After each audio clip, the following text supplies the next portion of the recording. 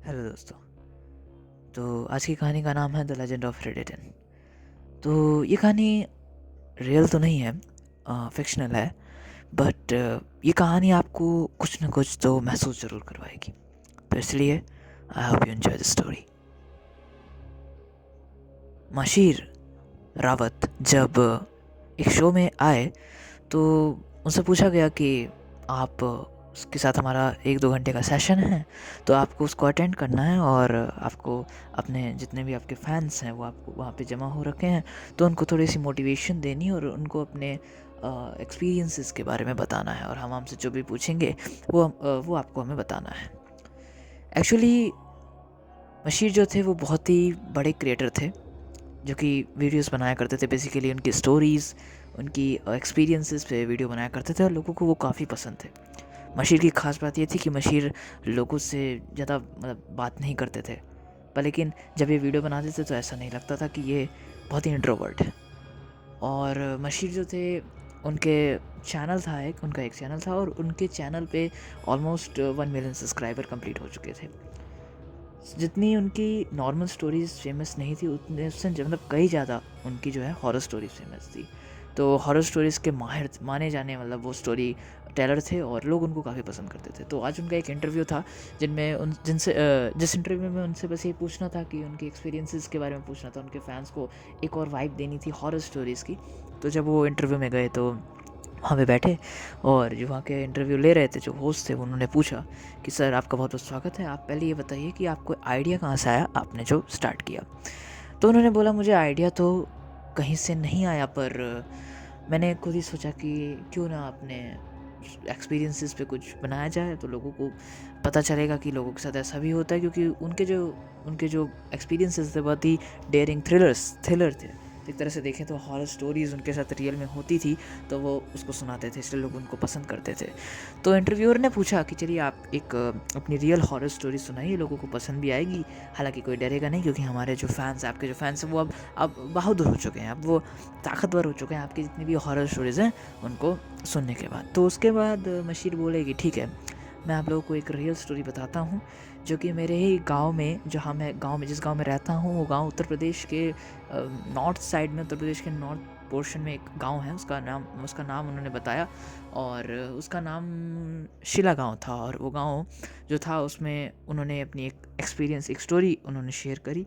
उन्होंने बोला उनका जो गांव है बहुत ही छोटा गांव है और उस गांव में ना मतलब गिन तिन के मतलब थोड़े से ही लोग रहते हैं और वो जो लोग रहते हैं वो बड़े ही मतलब बड़े ही ड्रीमी टाइप के हैं। मतलब उनको ना ड्रीम आते हैं रात को, तो वो बड़ी अंधविश्वास पे बिलीव करते हैं कि हाँ भाई ये होता है, यहाँ ऐसा नहीं करना चाहिए, इस पेड़ पे नहीं रहना चाहिए, इस पेड़ के पास नहीं रहना चाहिए, ऐसे भूत आते हैं। तो बड़ा ऐसे बिलीव करते थे। तो उन्होंने बताया कि एक बार क्या हुआ, एक बार वो अपने गाँव में गए जब वो नियरली ऑलमोस्ट 10 ईयर्स के थे। और जब वो वहाँ पे गए तो उन्होंने भी सुनी भूतों की कहानियाँ, यहाँ ये होता है, यहाँ वो होता है, पर लेकिन उनको ना डर नहीं लगता था। वो बचपन में बहुत बहादुर थे। और मैं आपको उनके पर्सपेक्टिव से बताता हूँ। तो उन्होंने बोला मैं बहुत ही बहादुर था जब मैं अपने गांव में मतलब गया, और मैं डरता नहीं था भूतों से और मुझे डर भी नहीं लगता था।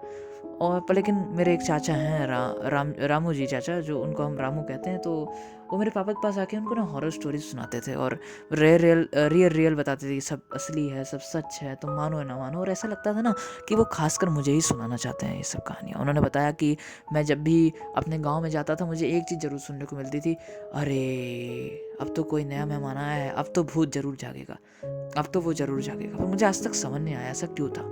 मुझे सब पता था ये अंधविश्वास है, पर लेकिन एक रात को जब मैं सो रहा था तो अचानक से मेरे दरवाजे पे कुछ ठक ठक हुई। जब ठक ठक हुई तो मैं उठा, तो मैंने खिड़की से देखा तो रामू चाचा जी बाहर खड़े थे।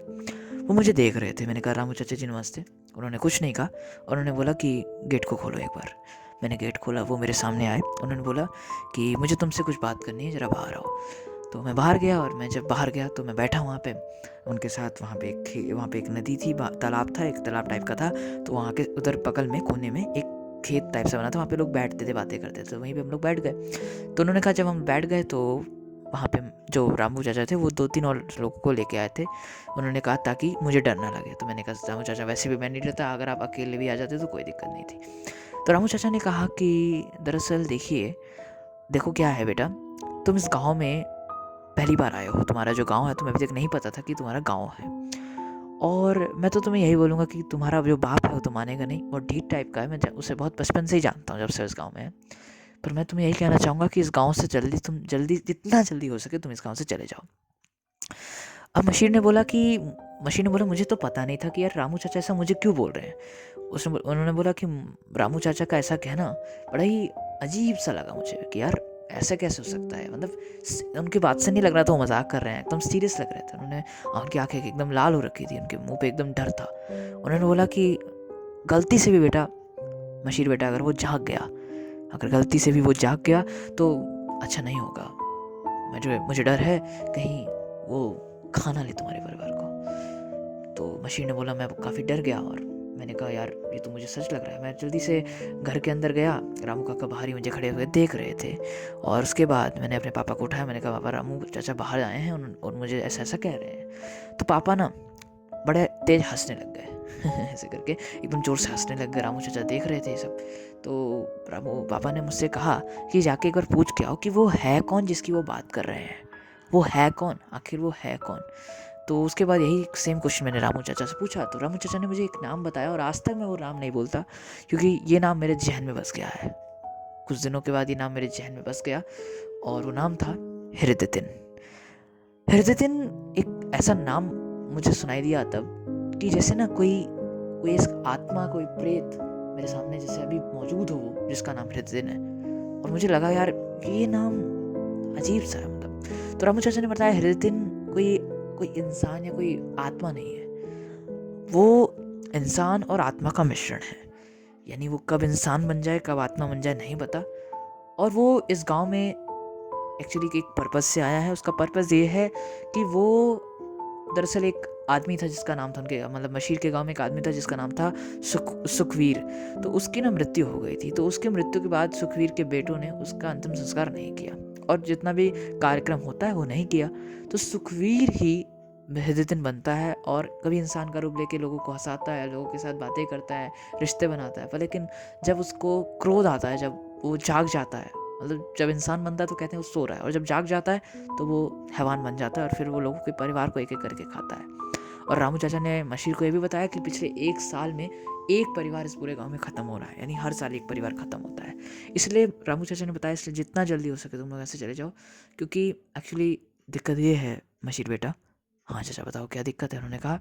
तो चाचा ने कहा कि दिक्कत ये है कि जो सुखवीर था वो और कोई नहीं, तुम्हारे पापा का भाई था, इसीलिए जितना जल्दी हो सके यहाँ से चले जाओ। उसके बाद मशीर ने कहा कि मैं भी डर गया और रामू चाचा की तरफ देखा मैंने और मुझे काफ़ी डर लगा। तो मशीर ने देखा रामू चाचा की तरफ, रामू चाचा मशीर की तरफ देखे। मशीर ने कहा ठीक है रामू चाचा, मैं यहाँ से जाऊँगा, मैं पापा को लेके जाऊँगा, आप चिंता मत करो। उसके बाद रामू काका बोले ठीक है बहुत बढ़िया, तुम यहाँ से जाओ जल्दी, जितना जल्दी हो सके कल ही निकल जाओ। तो मशीर बोला ठीक है चाचा, ठीक है चलूँ मैं। तो रामू चाचा बोले हाँ जाओ। तो मशीर ने बोला ठीक है, वैसे एक कहानी तो अच्छी है पर मुझे सब पता है रामू चाचा, ये सब झूठ है।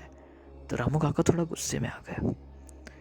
तो रामू काका उसके कंधे पे हाथ रख के कहते हैं कि झूठ कैसे हो सकती है, एकदम गुस्से में थे, झूठ कैसे हो सकती है, ये कहानी झूठ नहीं है मशीर, तो तू पागल है, तो बहुत बहुत बहुत अजीब है मशीर, ये कहानी झूठ नहीं है, ये कहानी सच है।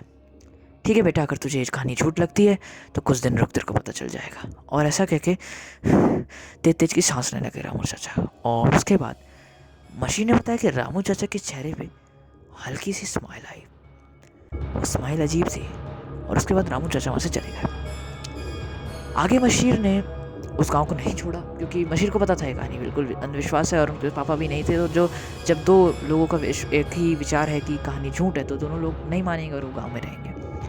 पर आगे मशीर के साथ जो हुआ वो शायद से जब मशीर ने इंटरव्यू में बताया तो वहाँ के आधी जनता वो थिएटर छोड़ के चली गई, मतलब जहाँ बैठे थे। इंटरव्यूअर भी मशीर को रोक देता है कि नहीं मशीर आप आगे नहीं बोल सकते अब, नहीं मुझे कुछ महसूस हो रहा है मशीर, ऐसा क्या हो रहा है मशीर, मुझे नहीं पता। आगे क्या हुआ आखिर उस हॉल में, आखिर क्या बताया मशीर ने, आखिर क्या ऐसा मशीर के साथ हुआ, हृदयतिन कौन था, सुखवीर का क्या राज था, सब कुछ बताएंगे आपको अगले एपिसोड में।